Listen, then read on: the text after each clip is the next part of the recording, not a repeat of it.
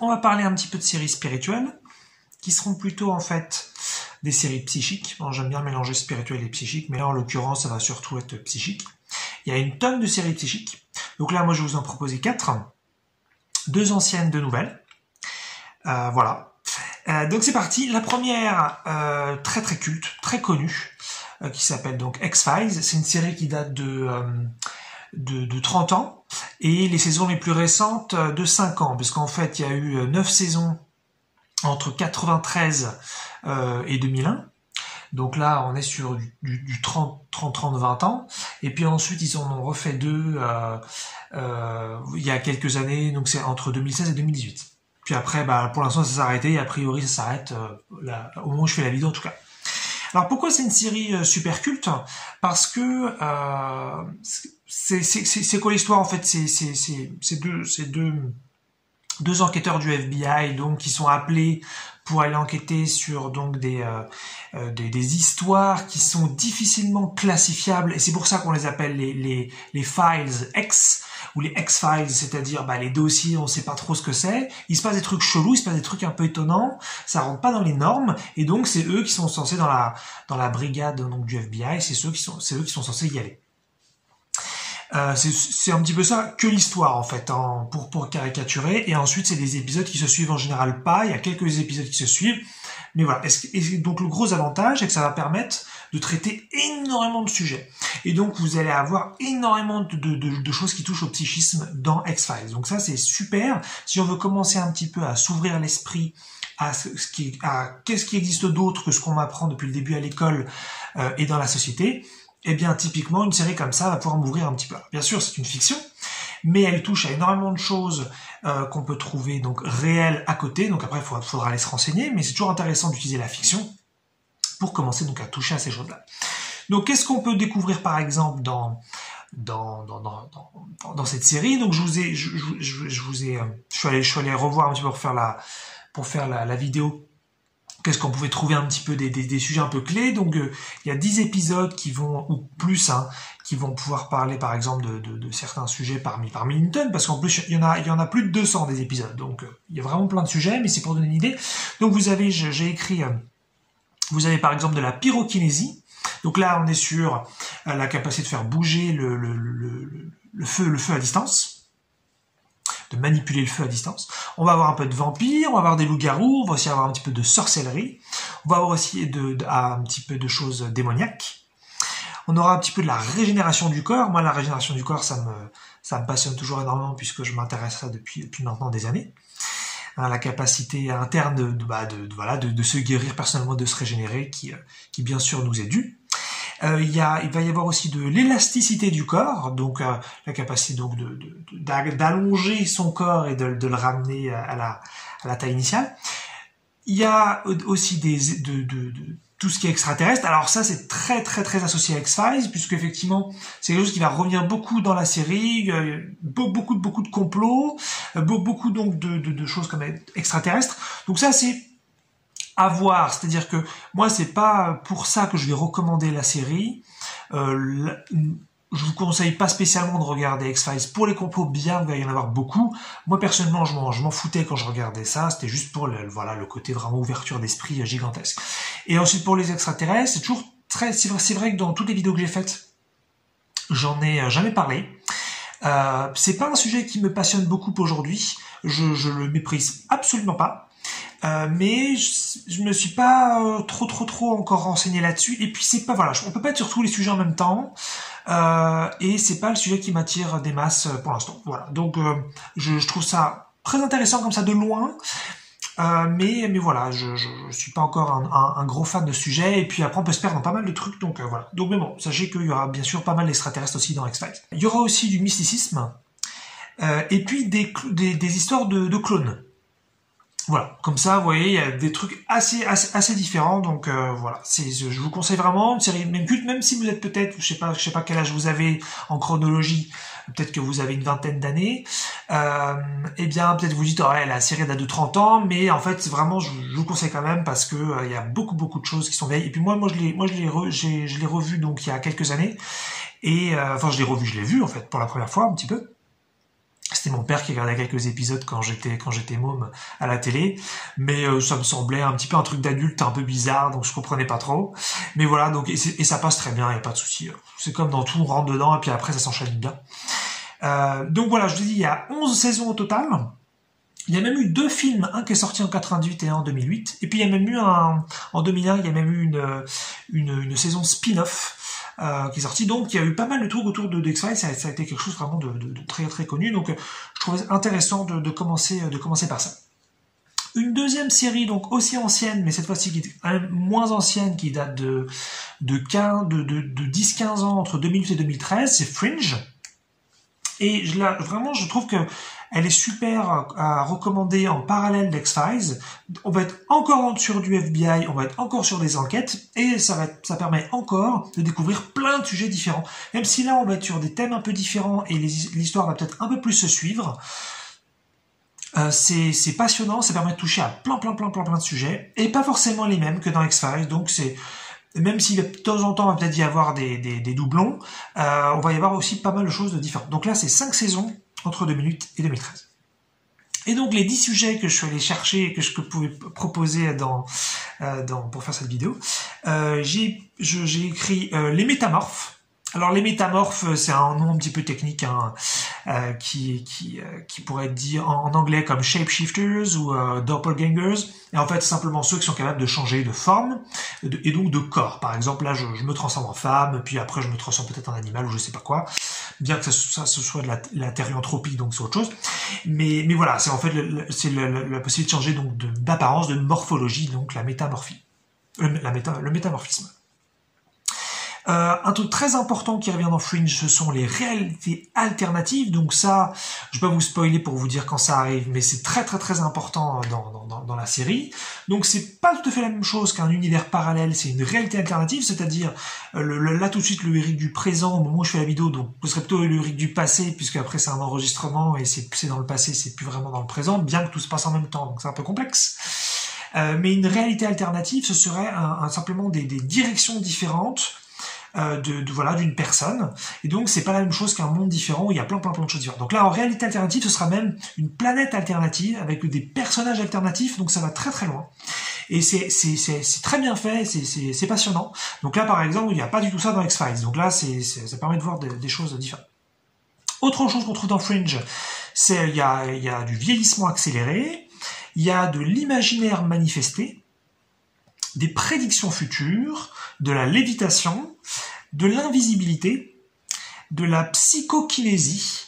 Donc psychokinésie, c'est le terme un petit peu puriste pour dire télékinésie, donc faire bouger des objets à distance. De la magnokinésie ou magnokinésie, d'ailleurs, je ne sais même pas comment on le prononce forcément. Et ça, c'est quoi? C'est le fait de manipuler le magnétisme à distance. Donc c'est un petit peu ce que fait Magneto dans les X-Men. Et puis de la télépsychie, qui est aussi le terme un petit peu puriste pour parler de télépathie. Donc la possibilité d'entendre ou de connaître les pensées des autres à distance, puisqu'en fait on est un et qu'il n'y a pas d'espace sur la planète, c'est une illusion. C'est comme ça que ça nous permet en fait de comprendre comment c'est possible d'entendre les pensées des autres, mais parce qu'en fait c'est les tiennes. Voilà, c'est tout. Hein. C'est pas plus compliqué que ça. Donc voilà, 2 séries vraiment que je vous conseille. Même si Fringe aussi est un petit peu vu, parce que maintenant la dernière saison date d'une dizaine d'années. Mais voilà, ça vraiment, quand on connaît pas ces sujets-là, on peut aller très profond, ça touche à plein de trucs, il y en a pour tous les goûts. Il y a peut-être des épisodes où vous allez dire, ouais, ça m'a pas du tout parlé, c'est pas pour moi, ça me touche pas, puis d'autres, ouais, c'est beau, c'est cool. Et puis, moi, personnellement, donc ça c'est subjectif, c'est vraiment, je trouve, ce sont des séries qui nous appellent à aller approfondir, à aller étudier, à aller expérimenter, à aller se former, à, pour moi, vivre autrement que ce qu'on nous propose dans la société, ce qui est absolument légitime, bien sûr, et voilà, d'aller développer des capacités psychiques pour, découvrir un autre monde, une autre planète. En tout cas, c'est ma vision des choses, bien sûr, et c'est comme ça que moi je regarde ces séries-là, et non pas seulement des séries de divertissement, bien que ça puisse être, bien sûr, très intéressant aussi. Allez, on passe aux 2 autres séries qui sont donc beaucoup plus récentes. La première des 2, c'est L'Exorciste. Donc là, on est sur du 2016-2017. Et en fait, c'est une série qui a pas très bien marché. Elle reprend le film Exorciste qui était sorti, je crois, en 73, un truc comme ça, ou 79, je sais plus. Dans les années 70, quoi. Et en fait, elle a pas très bien marché, et donc après, elle ne fait que 2 saisons. Elle devait en faire une 3e. Mais voilà, ça s'est arrêté au bout de la deuxième. Donc c'est un truc un petit peu dommage, c'est qu'on reste un peu sur notre fin, je dirais, dans les 10 dernières minutes du dernier épisode de la deuxième saison. Parce qu'on se dit, ah, ça va être cool après, et non, il y a rien. Donc tant pis, voilà, faut le savoir à l'avance. Il va y avoir donc 2 saisons avec plein d'épisodes où il se passe plein de trucs et ça s'enchaîne vachement, il y en a au taquet, mais ça va s'arrêter là, puisque voilà, ça a pas fait assez de sous pour malheureusement faire une saison de plus. Et donc c'est quoi l'exorciste? Pourquoi je l'ai mise finalement dans cette vidéo? Parce que ça touche à quelque chose de très différent. Déjà, c'est assez différent finalement de X-Files et de Fringe. On va être sur 2 saisons où là, en revanche, ça se suit. C'est pas par exemple un exorcisme par saison, par épisode. Non, ça se suit. Et bien qu'effectivement, ça va être peut-être des histoires différentes, la saison 1 et la saison 2, il y a quand même des personnages qui reviennent entre la saison 1 et la saison 2. Donc déjà il y a ça, et puis donc on est sur tout simplement évidemment tout ce qui est démoniaque et ce qui est donc exorcisme. Et moi personnellement je suis pas un expert de ça, mais je sais que le Vatican ils ont conduit je sais pas combien, peut-être dans l'histoire des centaines, peut-être des milliers, je sais pas, en tout cas un nombre important et significatif d'exorcisme. Donc c'est quelque chose de très très très réel et c'est très intéressant parce que je trouve que l'exorcisme ça fait toucher un petit peu à la frontière entre la psychopathologie et puis des dimensions un petit peu parallèles. C'est-à-dire qu'il y a des gens qui, par exemple, effectivement, ont des troubles de la personnalité ou de la schizophrénie assez graves, et donc parfois on pourrait croire qu'elles sont possédées, mais elles ne le sont pas, ces personnes-là. Donc ça permet de toucher à ça. Et puis on a aussi parfois des gens qui peut-être sont très conscients de ce qu'ils font et en fait ils cherchent simplement à être remarqués et peut-être ils font un canular et donc c'est des escrocs et donc ils veulent simplement récupérer de l'attention et donc ils sont prêts à faire semblant d'avoir de faire des bruits bizarres, d'être fatigués, peut-être même de manipuler un peu l'environnement pour faire genre qu'ils ont des pouvoirs ou quelque chose comme ça, mais c'est faux aussi. Et il y a bien sûr, et je ne sais pas quel est le pourcentage en revanche sur le nombre d'exorcismes faits sur la planète, combien sont vrais, mais il y a un pourcentage non négligeable de réelles donc possessions, et je trouve ça intéressant puisque ça nous emmène sur finalement un sujet assez complexe, un petit peu comme les extraterrestres au sens finalement, oh là là, gros sujet, très très vague, ok, comment ça fonctionne, qu'est-ce qu'un démon, quand est-ce que ça possède, est-ce qu'on peut être victime dans l'expérience de l'existence ou jamais on peut être victime, ça soulève plein de questions et je trouve ça très très intéressant, donc ça permet de toucher à ça. Donc là on sort un peu plus du psychisme, on est un peu plus sur de la spiritualité, donc ça ça varie aussi un petit peu. Et puis donc ça va aussi nous montrer, et ça j'ai toujours trouvé ça bizarre dans les films d'horreur, dans les exorcismes, ces histoires de pouvoir limité. Le démon, il n'a jamais une tonne de pouvoir. Il peut faire parfois des trucs assez impressionnants, mais après il peut pas faire grand chose. Ça, je trouve ça aussi vraiment vraiment intéressant. Donc on va avoir aussi dans cette série, on va avoir aussi des rituels sataniques. Donc ça veut dire qu'on peut voir des personnes qui ont vachement de culture, de connaissances sur les dimensions parallèles de tout ce qui est Lucifer, Satan, voilà. Et ça, je trouve ça aussi très très très intéressant. Je sais très bien que ça existe et qu'il y a plein de choses qui se font. Dans les actualités, parfois, on peut toucher un petit peu à ça de loin, si on connaît un petit peu. Et je trouve que c'est des choses qui sont là parmi nous, qui sont là autour de nous, à la fois des gens qui connaissent et qui pratiquent. Et voilà, je trouve que c'est intéressant de s'approcher un petit peu de ça grâce à cette série. On va aussi avoir un truc très intéressant que j'avais apprécié d'ailleurs ça c'est dans la première saison, c'est qu'on peut voir une approche d'exorcisme masculine et une approche d'exorcisme féminin. Alors je vais pas vous dire trop ce que c'est pour pas vous spoiler, mais franchement ça c'est très très très très très intéressant parce que les deux semblent fonctionner, mais ces deux approches vraiment différentes vont opposer. Et j'avais trouvé ça génial. Donc il y a vraiment de la profondeur, je trouve, dans cette série-là. Il y a ça ouvre des portes. Je trouve ça super. Et puis si vous n'êtes pas fan de films d'horreur, donc parce que là c'est une série d'horreur, sachez qu'elle fait pas peur. ou quasiment pas. Il y a peut-être quelques scènes vraiment où c'est des petits flashs, mais c'est pas fait pour faire peur. C'est plus pour, je dirais, limite informer. C'est peut-être un petit peu impressionnant, c'est peut-être un petit peu dégoûtant par moment, mais ça fait pas peur. C'est pas un truc de clac. Il s'agit pas de ça. Voilà, les démons font pas forcément peur, mais voilà, ça s'agit pas de ça. Donc j'aime bien, je trouve ça intéressant, et puis voilà, évidemment, comme je disais, par rapport à cette dimension parallèle, le fait qu'il y a toujours une énorme négation dans notre société de tout ce qui est spirituel et psychique, et qu'on veut jamais en entendre parler, eh bien, regardez une série comme ça, même si c'est de la fiction, je trouve que c'est très bien amené, et ça semble aussi parfois très réaliste, et donc ça nous fait toucher à tout ça, donc voilà, le truc que je vous conseille, vraiment, vraiment sympa. Et puis on va passer sur la dernière série que je vous propose, qui est beaucoup plus récente, puisqu'elle est entre 2019 et 2022. Donc là, c'est 3 saisons. La troisième, d'ailleurs, au moment où je fais la vidéo, elle n'est pas encore sortie. Elle va sortir en décembre, puisque là, on est en octobre 2022.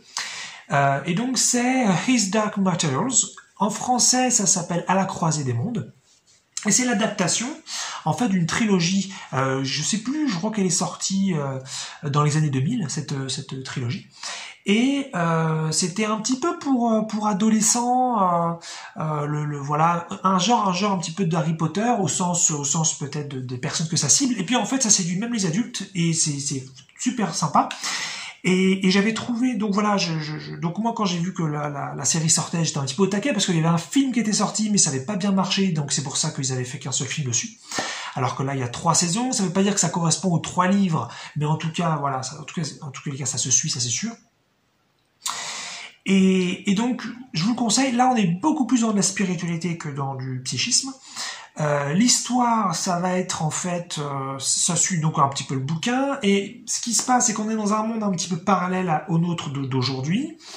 Et ce qui est intéressant, c'est qu'il y a seulement de légères différences. Bon, des différences significatives, mais je veux dire, tout n'est pas différent, quoi. Et donc, une différence très intéressante, c'est que dans ce monde-là, les âmes s'incarnent en animaux, et donc on a tous les humains de la Terre, ils ont tous avec eux autour d'eux un animal. Alors c'est un animal qui prend des formes différentes, en fonction des humains, et c'est super intéressant parce que donc il y a une relation très unifiée, en vraie synchronisation entre l'humain et l'animal. Et si on fait du mal à l'animal, on fait du mal à l'humain. Si on fait du mal à l'humain, on fait du mal à l'animal. Et si on s'amuse à vouloir les séparer, ou tout simplement eux-mêmes s'amusent à essayer de s'éloigner physiquement le plus possible, genre à 10 mètres, 20 mètres, 50 mètres, eh bien une douleur monte et ça devient insupportable. Donc je trouve ça très intéressant symboliquement. Ça permet quelque part de voir l'âme directement en fait partout dans le quotidien, dans le physique. Donc ça, voilà, j'avais trouvé ça super intéressant. Il va y avoir aussi des mondes parallèles dans cette série. Je vais pas trop vous spoiler parce que c'est très important et en même temps ça va dévoiler des trucs, donc je vais pas trop dire. Mais c'est quelque chose qui va revenir beaucoup. Donc là c'est pas pareil que des réalités alternatives comme j'en avais parlé pour Fringe. Là on est vraiment sur des mondes parallèles où il peut y avoir des choses quand même assez différentes. Et puis en fait ça va être l'histoire de quoi? C'est qu'il se passe que en prenant certaines photos, je sais plus comment ils prennent ces photos exactement, mais en prenant certaines photos dans leur monde, ils se mettent à remarquer qu'il y a quelque chose d'étonnant sur les photos. Autour de lieux et de personnes, et par exemple, c'est qu'il y a ce qu'ils appellent de la poussière, dust en anglais, c'est le mot qu'ils emploient. Et ils remarquent que par exemple, autour des enfants, il y en a très peu, et autour des adultes, il y en a beaucoup. Voilà, c'est typiquement sur le truc, c'est bizarre. Et en fait, ils ont une religion dans leur monde qui s'approche un peu du christianisme, mais qui est quand même assez différente, qui est convaincue que ça représente le péché originel. Et le réalisateur de la série, il avait dit qu'en fait, pour lui, ça représentait simplement la conscience. Donc, chacun peut y voir un petit peu ce qu'il veut y voir. Mais moi, ce que j'ai vu dans la poussière, c'était super intéressant, j'ai trouvé. C'était plutôt une histoire un petit peu pas de péché original, mais plus de distance avec le divin. Et souvent, ce qui se passe, c'est que les humains qui ne s'éveillent pas, qui ne s'intéressent pas à la spiritualité, qui ne s'intéressent pas au divin, en général, ce qui se passe, c'est que à la naissance, ils sont très éveillés, très connectés au divin, et puis plus ils avancent, plus ils vieillissent. et plus il s'éloigne. Et moi j'ai vu la poussière comme ça, c'est mon interprétation complètement perso, mais ouais, voilà, peut-être garder ça en tête si vous regardez la série, comme ça vous comparez avec votre impression à vous. Mais je trouve ça très très intéressant ces sortes de poussière, et c'est un petit peu en fait ce qui va mener toute une enquête et toute une recherche autour de ça. Mais qu'est-ce que c'est, d'où ça vient, et est-ce qu'on peut cesser cette poussière, est-ce que voilà, qu'est-ce qu'on peut en faire, est-ce qu'elle est utile, pas utile, voilà. Ça va être un petit peu ça qui va pousser dans pas mal de trucs. Et puis donc voilà, et donc ça va être, il va y avoir aussi un peu de sorcellerie, donc ça va toucher un peu au psychisme. Et puis sans vous dire quoi, bah, ça va toucher un petit peu aussi à la radiesthésie, mais j'en dis vraiment pas plus parce que là ça va spoiler en 2 secondes. Voilà, donc ça c'est rigolo. D'ailleurs, d'employer le mot radiesthésie pour ça c'est rigolo, mais je vous dis pas pourquoi. Vous verrez en découvrant la série. Donc voilà, donc c'est un peu tout. Donc 4 séries, pardon, pas forcément, je dirais, cultissimes. Hors X-Files, je trouve, bien sûr, et Fringe dans la même lignée. Puisque ça c'est vraiment des trucs, je pense, qui sont à voir quand on veut vraiment commencer à avoir à voir le monde un peu différemment et à voir l'existence un peu différemment, et parce que on veut sortir un petit peu de ce que nous enseigne la société, bien que ce soit très bien de vivre dedans et qu'il n'y ait pas de souci, hein. Il ne s'agit pas du tout d'aller contre et d'en sortir pour en sortir, mais ça permet vraiment de s'ouvrir. Et puis voilà, l'exorciste, puisque je trouve que c'est une approche très différente de ce qui se passe aussi dans des dimensions pareilles dans notre monde. Et puis, à la croisée des mondes, ou His Dark Matters, là c'est différent, c'est beaucoup plus fictif, c'est beaucoup moins, je dirais, approchant de notre réalité. Mais voilà, beaucoup de divertissement, beaucoup de beauté, très bien réalisé, très touchant, et puis intéressant, je vous dis, avec cette histoire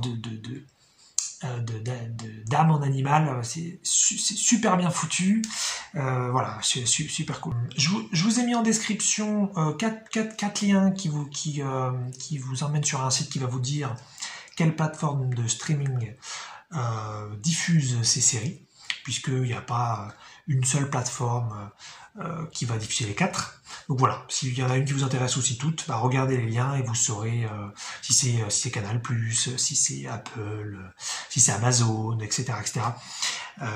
Quelle plateforme de streaming pour les regarder. À vous de voir s'il y a une de ces séries qui vous plaît. En tout cas, c'était top de les partager.